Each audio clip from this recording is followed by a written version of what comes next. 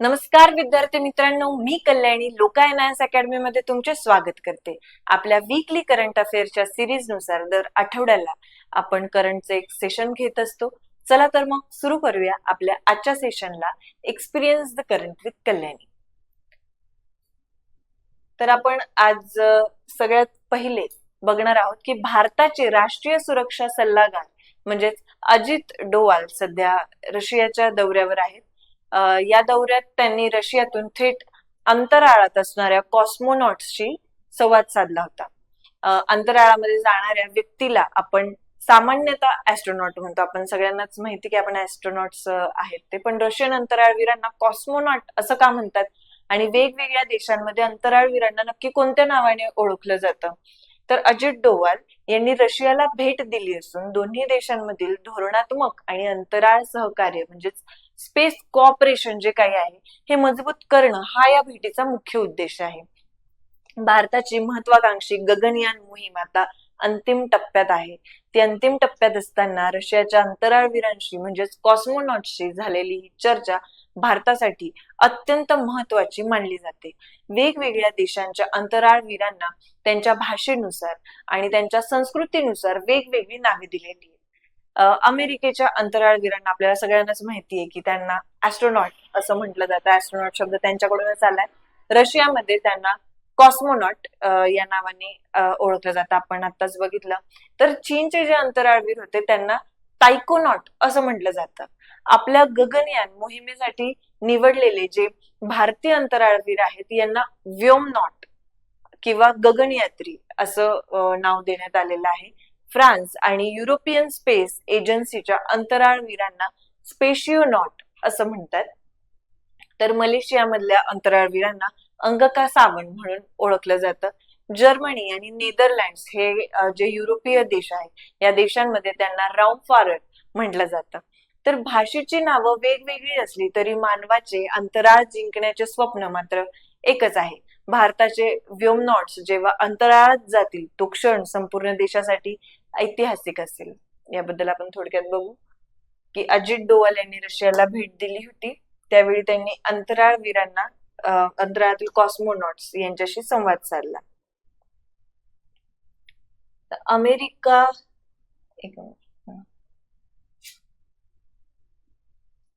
अमेरिकेमध्ये ऍस्ट्रोनॉट्स म्हटलं जातं. अमेरिकेच्या अंतराळवीरांना ऍस्ट्रोनॉट्स म्हणतात. रशियाचे कॉस्मोनॉट्स, चीनचे तायकोनॉट. हे लक्षात असू द्या. भारताची जी आता गगनयान जी मोहीम आहे त्यातले जे अंतराळवीर आहे त्यांना व्योमनॉट असं संबोधताय किंवा गगनयात्री. त्याचबरोबर फ्रान्स आणि युरोपचे स्पेशियोनॉट असतील. मलेशियाचे अंगका सावंत. ठीक आहे. पुढे बघूयात आता की मुंबई उच्च न्यायालयाच्या मुख्य न्यायाधीश पदाची धुरा आता न्यायमूर्ती रवींद्र घुगे यांच्याकडे सोपवण्यात आली आहे. मुंबई उच्च न्यायालयाचे माजी मुख्य न्यायाधीश न्यायमूर्ती श्री चंद्रशेखर आता यांची आता सर्वोच्च न्यायालयात सुप्रीम कोर्टात न्यायाधीश म्हणून त्यांची नियुक्ती झाली आहे. म्हणून मुख्य न्यायाधीश पद आता रिक्त झाल्यामुळे मुंबई उच्च न्यायालयातील जे ज्येष्ठ न्यायमूर्ती होते रवींद्र घुगे यांची हंगामी मुख्य न्यायाधीश म्हणजे ऍक्टिंग चीफ जस्टिस म्हणून नियुक्ती या ठिकाणी करण्यात आलेली आहे. भारतीय संविधानातील कलम 223 अंतर्गत देशाच्या राष्ट्रपतींना हा अधिकार दिलेला आहे की जेव्हा एखाद्या उच्च न्यायालयाच्या मुख्य न्यायाधीशांचे पद रिक्त असेल तेव्हा राष्ट्रपती त्याच न्यायालयातील इतर कोणत्याही न्यायाधीशांचे हंगामी मुख्य न्यायाधीश म्हणून त्या ठिकाणी नियुक्ती करू शकतात. तर मुंबई उच्च न्यायालयाची स्थापना 1862 मध्ये झाली होती. हे देशातील सर्वात जुन्या उच्च न्यायालयांपैकी एक आहे. या न्यायालयाचे मुख्य जे पीठ मुंबईमध्ये आहे, नागपूर, औरंगाबाद आणि गोवा, पणजी येथे त्याची खंडपीठे आहेत, बेंचेस आहेत. मुख्य मुंबईमध्ये असलं तरी महाराष्ट्र, गोवा या राज्यांसह दादरा व नगर हवेली आणि दमण दीव या केंद्रशासित प्रदेशांचा कार्यभारही मुंबई उच्च न्यायालयाच्याच अंतर्गत येतो. तर न्यायमूर्ती रवींद्र घुगे हे मुख्य न्यायाधीश, हंगामी मुख्य न्यायाधीश म्हणून यांची नियुक्ती झाली. माजी मुख्य न्यायाधीश श्री चंद्रशेखर हे आता सर्वोच्च न्यायालयाचे न्यायाधीश म्हणून त्यांची नियुक्ती झाली. हंगामी न्यायाधीश कलम 223 अंतर्गत राष्ट्रपतींना तो अधिकार असतो की ते नियुक्त करू शकतात. पुढे बघूयात की भारतीय अर्थव्यवस्थेच्या गतीबाबत आंतरराष्ट्रीय स्तरावरून एक महत्वाची अपडेट समोर आलेली आहे. जगातील आघाडीची क्रेडिट रेटिंग एजन्सी जी आहे फिच रेटिंग्स असं म्हणतात, तिने भारताच्या चालू आर्थिक वर्षाचा म्हणजेच वित्तीय वर्ष 2027 चा जीडीपी विकास दराचा अंदाज जाहीर केलेला आहे. विशेष म्हणजे त्यांनी आधी वर्तवलेला अंदाज आता त्यांनी थोडा कमी केला आहे. या आधी पण त्यांनी दिला होता, तो कमी केला आहे. फिच रेटिंग्सने त्यांच्या ग्लोबल इकॉनॉमिक आउटलुक या प्रसिद्ध अहवालात भारताच्या आर्थिक वाढीचे महत्वाचे आकडे जाहीर केलेले आहेत. भारताचे वित्तीय वर्ष 2027 चा विकास दराचा अंदाज फिचने 6.7% कमी करून 6.4% केलाय. गेल्या आर्थिक वर्षात भारताची प्रत्यक्ष वाढ 7.4% झाली होती. वित्तीय वर्ष 2028 साठी हा अंदाज पुन्हा 6.7% असेल. वित्तीय वर्ष 29 साठी तो 6.4% राहण्याचा अंदाज आहे. आपल्या रिझर्व्ह बँक ऑफ इंडियाने याच वर्षासाठी 6.6% विकास दराचा अंदाज वर्तवला आहे, जो फिचच्या अंदाजापेक्षा थोडा किंचित जास्त आहे. फिच ही एक जागतिक स्तरावरील आघाडीची आंतरराष्ट्रीय पतमानांकन संस्था म्हणजेच इंटरनॅशनल क्रेडिट रेटिंग एजन्सी आहे.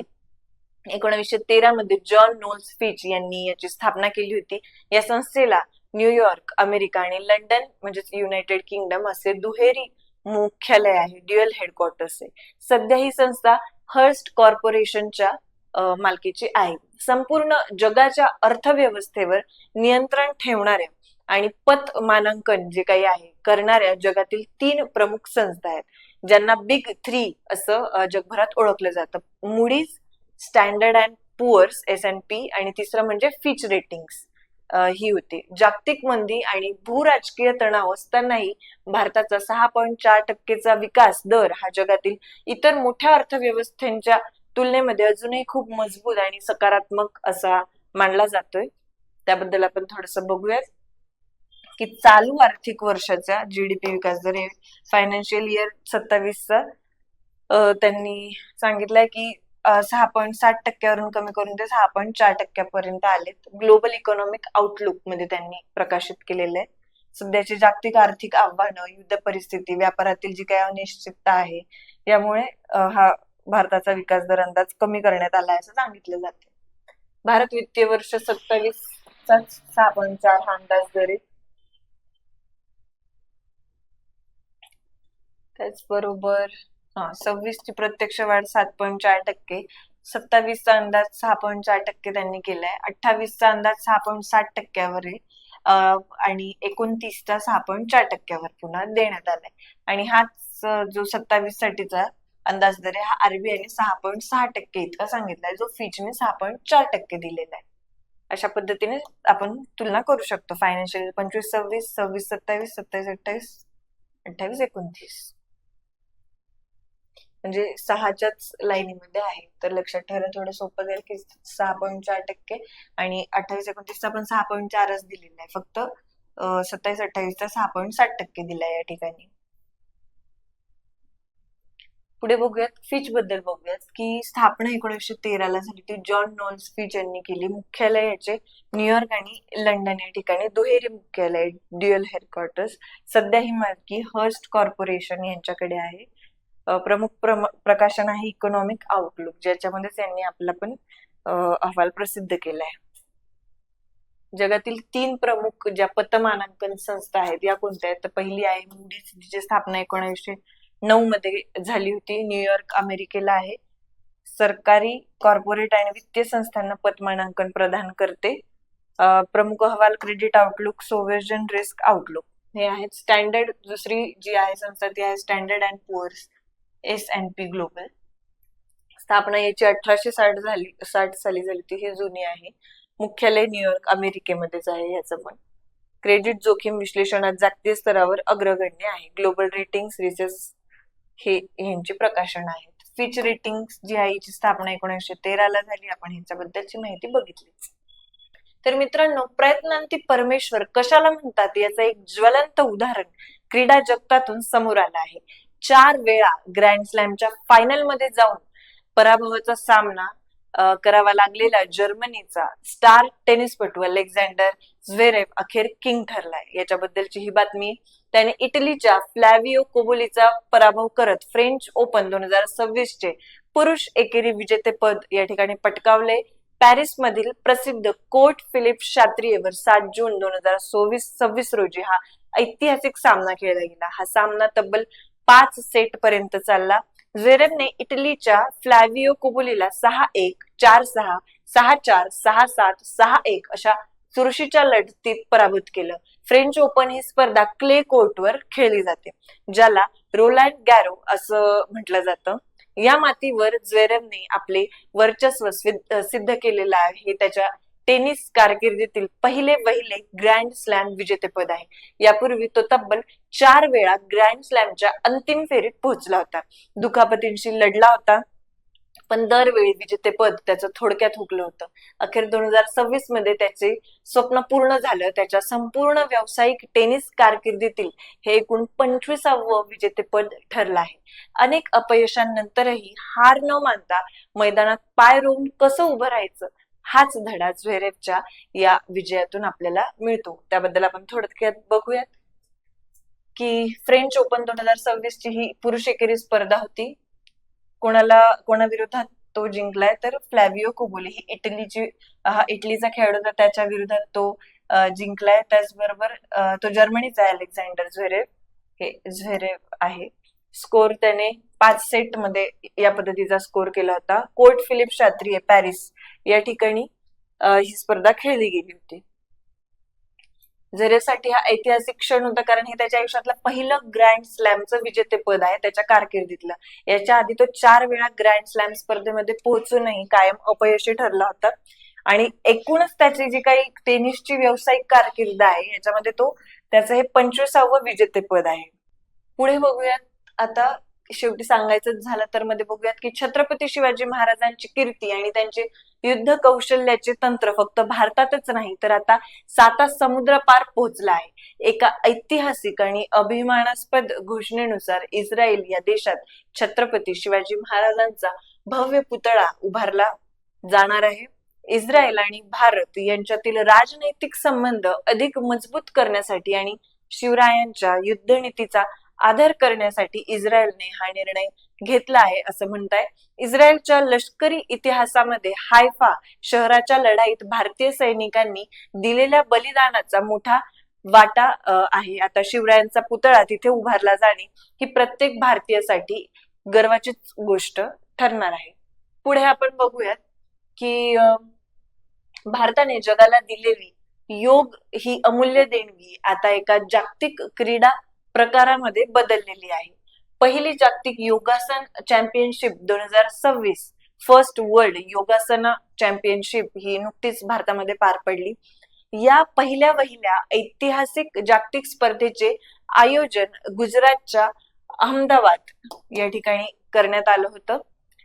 यामध्ये जगातील जवळजवळ 50 पेक्षा जास्त देशातील शेकडो योगपटूंनी सहभाग घेतला होता. योग साधनेला ऑलिम्पिक स्तरावर एक अधिकृत क्रीडा प्रकार, कॉम्पिटिटिव्ह स्पोर्ट म्हणून मान्यता मिळवून देण्यासाठी ही स्पर्धा एक मैलाचा दगड ठरणार आहे. तर पुढची बातमी आपण बघूया की कुनो नॅशनल पार्क मध्ये कॅरॅकलचे दर्शन. नामिबिया आणि दक्षिण आफ्रिकेतून आणलेल्या चित्त्यांमुळे चर्चेत असलेल्या मध्य प्रदेशच्या कुनो नॅशनल पार्क मधून ही अतिशय दुर्मिळ आणि आनंदाची बातमी आहे की तिथे भारतातील अत्यंत दुर्मिळ मानल्या जाणाऱ्या कॅरॅकल म्हणजेच शियॉश या प्राण्याचे दर्शन झाले. कॅरॅकल हा जंगली मांजराच्या प्रजातीतील अत्यंत चपळ आणि शिकारी प्राणी आहे, ज्याचे कान लांब आणि टोकदार असतात. भारतात हा प्राणी नामशेष होण्याच्या मार्गावर आहे. कुनो मध्ये याचे दर्शन होणे म्हणजे तिथली जैवविविधता आणि पर्यावरण वन्यजीवांसाठी किती अनुकूल होत आहे याचे हे उत्तम लक्षण या ठिकाणी आपण बघू शकतो. आता पुढे आपण बघूयात की टेनिस विश्वामध्ये एका नवीन आणि तरुण स्टारचा उदय झालेला आहे. अवघ्या काही वर्षांची रशियन टेनिसपटू मीरा अँड्रीवा हिने महिला टेनिस विश्वात खळबळ उडवून दिली आहे. तिने फ्रेंच ओपन 2026 चे जे महिला एकेरी विजेतेपद आहे ते पटकावलंय. पॅरिसच्या लाल मातीवर क्ले कोर्टवर खेळल्या गेलेल्या या ग्रँड स्लॅम स्पर्धेत मीरा अँड्रीवाने आपल्या आक्रमक खेळाच्या जोरावर जगातील जे दिग्गज खेळाडू आहेत त्यांना पराभूत केलं आणि आपले पहिले ग्रँड स्लॅम विजेतेपद तिने या ठिकाणी जिंकले आहे. भविष्यातील सेरेना विल्यम्स किंवा मारिया शारापोवा म्हणून तिच्याकडे बघितले जात आहे. आता पुढची बातमी आहे अमेरिकेबद्दलची की भारताच्या ऊर्जा क्षेत्रातून एक अतिशय मोठी आणि भूराजकीय दृष्ट्या महत्वाची बातमी आहे अमेरिकेशी रिलेटेड की पारंपरिक मध्य पूर्व जे देश आहेत यांना मागे टाकत आता अमेरिका भारताचा सर्वात मोठा LPG पुरवठादार बनलेला आहे, देश बनलेला आहे. आतापर्यंत भारत आपल्या घरगुती गॅससाठी LPG साठी प्रामुख्याने कतार, सौदी अरेबिया आणि UAE सारख्या आखाती देशांवर अवलंबून होता. परंतु भारताने आपल्या ऊर्जा आयातीचे विविधीकरण केल्यामुळे अमेरिकेकडून होणारी LPG ची आयात विक्रमी पातळीवर या ठिकाणी पोहोचली आहे. अमेरिका सर्वात मोठा LPG चा पुरवठादार बनला. पुढे बघूयात की भारतीय शेअर बाजारातून आर्थिक क्षेत्रासाठी थोडी जरा चिंताजनक अपडेट आहे ही की जागतिक स्टॉक मार्केट व्हॅल्युएशन मध्ये भारत जगातील 5व्या स्थानावरून थेट आता 7व्या स्थानावर घसरलाय. गेल्या काही महिन्यामध्ये जागतिक स्तरावरील आर्थिक जे काही चढ उतार होते, परदेशी संस्थागत गुंतवणूकदारांनी केलेली नफाखोरी आणि इतर देशांच्या विशेषतः युरोपीय देशांच्या बाजारपेठेत झालेली वाढ यामुळे भारताचे रँकिंग थोडं खाली आलंय. असं असलं तरी काही तज्ञांचं असं मत आहे की घसरण तात्पुरती आहे. भारताची अर्थव्यवस्था मजबूत आहे आणि ती मजबूत असल्यामुळे भारतीय शेअर बाजार लवकरच पुन्हा झेप घेईल असं त्यांचं म्हणणं आहे. 7व्या स्थानावर आलाय. अमेरिका, चीन, जपान, हाँगकाँग, UK, फ्रान्स यानंतर आता भारताचा क्रमांक लागतोय. जागतिक अनिश्चितता, बाजारातील चढ उतार यांचा हा परिणाम मानला जातो. तर आजच्या सेशन मध्ये एवढंच. भेटूया पुढच्या सेशन मध्ये. तोपर्यंत व्हिडिओ आवडला असेल तर लाईक करा, शेअर करा, चॅनलला सबस्क्राईब करा. धन्यवाद.